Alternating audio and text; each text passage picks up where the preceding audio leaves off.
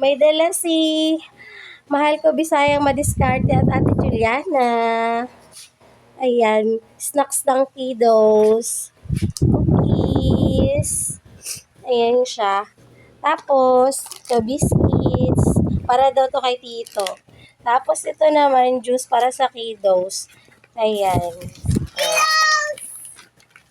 Pang baon sa school. Tapos, coffee na, black coffee para kay Tito Larry. At ito, jelly para kay Gidi and Ilias. And then, ito yung ulam. May dala silang ulam po. Ham. Yan siya. Hot dogs. And chicken. Ayan, ipapride natin siya. Ulam ngayong lunch. So, ayan. Maraming salamat po sa groceries. Thank you for watching. Highly appreciated po. Bye!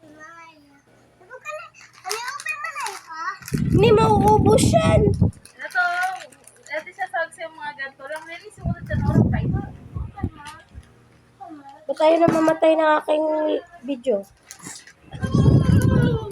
Ha?